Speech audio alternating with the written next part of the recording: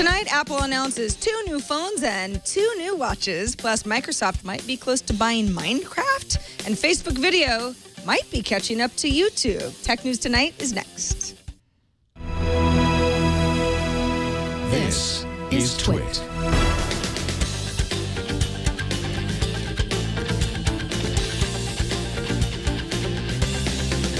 This is Tech News Tonight, episode 168 for Tuesday, September 9th, 2014. This episode is brought to you by Personal Capital. With Personal Capital, you'll finally have all your financial life in one place. You get a clear view of everything you own. Best of all, it's free. To sign up, go to personalcapital.com/TN2. Hi, everyone. I'm Sarah Lane. Happy Apple Day. Let's get right to tonight's top story. And joining us now is none other than Mark Gurman, senior editor at 9to5Mac. Hey, Mark. Hi, thanks for having me. Well, I could think of nobody I would rather talk to today. So we've got an iPhone 6 and we've got an iPhone 6 Plus. Now, you're somewhat known as the guy who leaks all the information before it comes out. What were you most surprised about today, if anything? In terms of the iPhone 6, I think there were zero surprises, except the 5.5-inch phone shipping at the same time as the 4.7. So the Plus shipping at the same time as the 6 non-Plus and being available for pre-order at the same time. Lots of talk about shipping delays on that larger model. And I'm particularly interested in that one. So I guess I'm biased and glad that it is shipping at the same time as the 4.7. But of course, no word. No word from Apple, of course, on what kind of supply chain issues they might have. But what would your best guess be? I mean, if ordering starts on the 12th and I'm not ordering right at midnight, am I going to be looking at months of delays? Because that's happened in the past with Apple. Right. I mean, the best way I could put this is looking at last year's launch. So the 5S launched at the same time as the 5C, but leading up to the 5S launch, there was lots and lots of talk about shipping delays. And what we saw was a launch at the same time as the 5C, but it was very difficult for people to get certain color models and capacities for a very long time. So I think it's likely that the same thing will happen with this iPhone 6 Plus. Let's move on to the Apple Watch, not called the iWatch at all, but the Apple Watch. A little bit of a disappointment, at least for me, that delivery doesn't come until after the holiday season, sometime in 2015. Of course, we heard early 2015, and only really got a starting price of $349 for the base model, of which there are 3. Anything surprise you about that? Was it just a matter of not being able to churn out enough to put them on sale before early next year?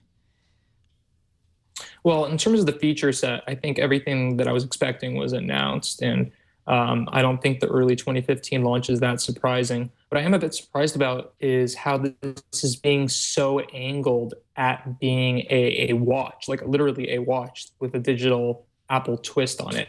A lot of people were expecting this to be more of a fitness band type of device. That's not to say that it doesn't act like one, because it certainly has a ton of innovative fitness functionality. It's just that the angle seems very elegant watch focused. Something interesting to know, like you were alluding to, there's a lot of unanswered questions. We still don't know the battery life. We still don't know the pricing, besides the $349 entry on the sports rubberized model.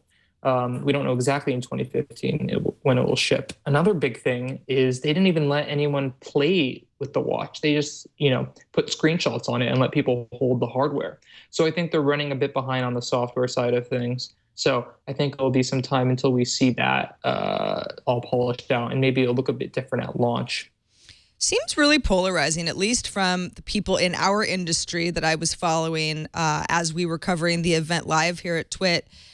There were people who said, wow, this is amazing. I can't wait to get one. And other people saying, I don't really get it. I think at one point I heard someone say, is this Apple's new Newton? Which is extremely harsh. But what is your best guess for this as a new product? Highly anticipated. Everybody wanted to see what Apple was going to come out with. And as promised, they did deliver. Is it going to be a big seller, though?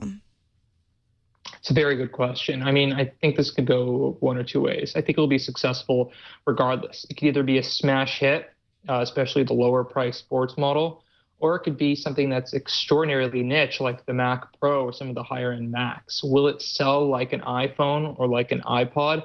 I really don't think so at these price points. I don't think that everyone has a use case for a watch, but I certainly think a lot of people in the tech community or people who are interested in technology or high fashion items will really flock to this. So I think it's going to be a big hit regardless. It's just to be seen like how big of a hit. Going back to the iPhones for just a second before I let you go, Mark, the 6 Plus has a couple of features that the 6 doesn't have. For example, optical image stabilization for the camera, which is something that for me is really important because I like to have the best camera as possible. How do you think that's going to work with people who are trying to choose, do I want a bigger or a smaller iPhone? Because then you have to factor in, do I want the better iPhone? Right. So I think looking at some of the images, it looks like both phones are much bigger than the current iPhone 5S, but the 5.5 isn't terribly larger than the 4.7. And I think some of the trade-offs of that larger design are better video playback, and like you said, the optical image stabilization and the camera sensor. But I think a really important feature that separates the Plus from the 6 non-Plus, or I call it the 6 minus, is the iPad UI in landscape. On the Plus, it lets you see more content because let's say you're in Calendar, you can see all your events, and on the right side, you can see where they are on the calendar. So it's just an easier view, just like on the iPad. So I think it's a true phablet, the Plus model. And I think the 4.7 model is just a blown up version of the current phone UI. So I think if someone's looking for a bigger iPhone with a much improved or different experience, they're going to want to take a look at the 5.5. But obviously, you won't be able to go wrong with either. It's just a matter of what is the best for you, either just a slightly bigger design or a much bigger design with more power. What do you think about that $500 price point for the 6 Plus at the 128 gigabyte capacity? I don't think I've seen a price like that before on contract. On contract, yeah, I mean, that's up there. I mean, if you just look at the first iPhone days, I mean, if you think about it, there was no option for an on-contract or an off-contract price. So if you want to look at it through that way, you can think of this being the same price as the 8 gigabyte iPhone original that was also $499 back in 2007. But, you know, times have changed. Carrier subsidies is a thing now. Financing is a thing now with like AT&T Next and Verizon Edge. So I think if people want the phone, they'll figure out a way to get it. But yeah, off contract, it's about $1,000 on the top end. That's the price of like a MacBook Air. In fact, I think there's some Macs that are even cheaper than this 128 gigabyte iPhone. So you really have to think, do you want a Mac or do you want a phone? I mean, look what you can get for those prices. Exactly. So thank goodness it's people so are going to have some big. decisions to make. Yeah, yeah. Exactly. I mean, like it's so big, it's almost the size of a Mac at this point. Exactly. Or at least an iPad. Mark Gurman is a senior editor at 9 to 5 Mac. Thanks so much for joining us, Mark. I know it was a big day for you, and let folks know where they can keep up with your work. I'm at 9 to 5 Mac and Twitter at Mark Gurman. Thanks for having me, Sarah. It's always great. Absolutely. See you soon, hopefully. See you.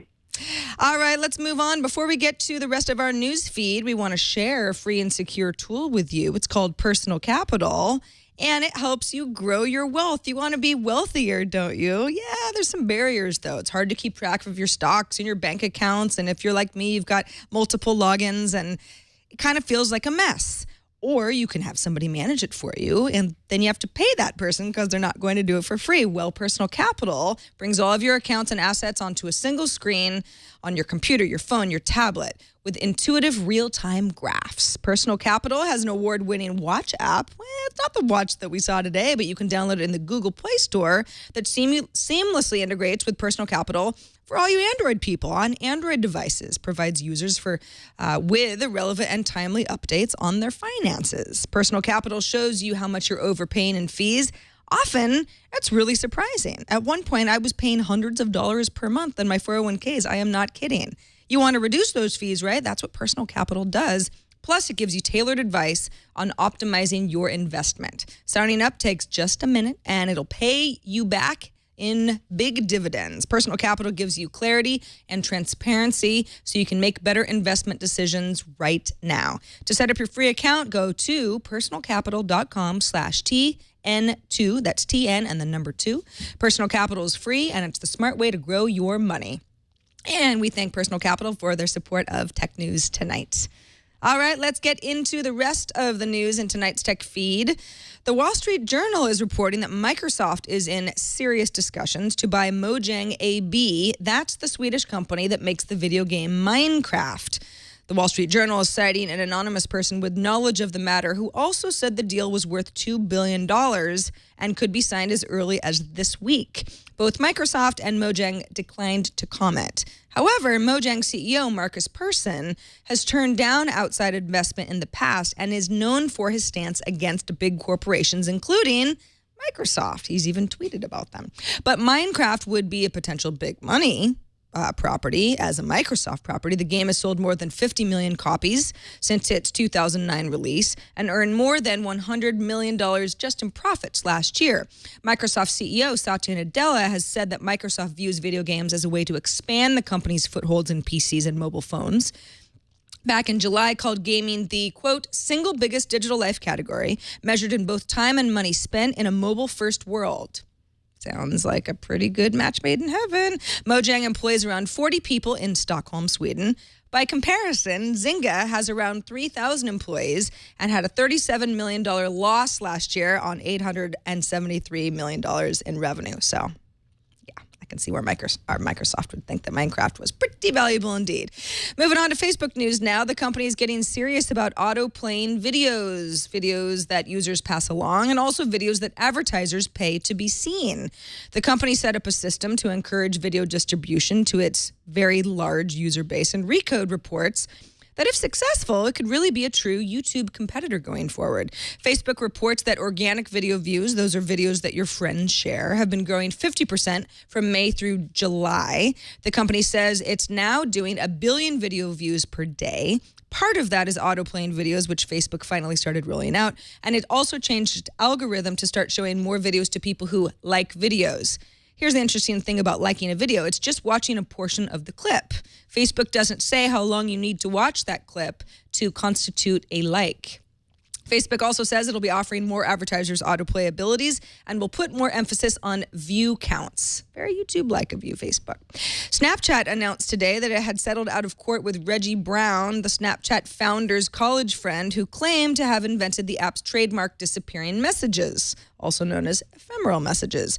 Snapchat wouldn't disclose exactly how large the settlement was, but Brown's lawyers previously said that they were hoping for 1/3 of the company. That's now worth about $1 billion in value. Of note, this is a sneaky thing that happened today. Snapchat published its release of this news at exactly 1 p.m. Eastern time today, the exact same moment that Apple started broadcasting its iPhone event. Way to bury the news, Snapchat team. And finally, we have a death in the family, as the Ipod Classic has finally been put to rest and removed from Apple's website. The last time the Ipod Classic was updated was in 2008, when storage capabilities were adjusted a bit. The design of the Ipod Classic dates back to 2004. Apple shed a few products this year. iPad 2, the iPhone 4S today. Now with the removal of the Ipod Classic, 30-pin devices from Apple are so over, like shell art.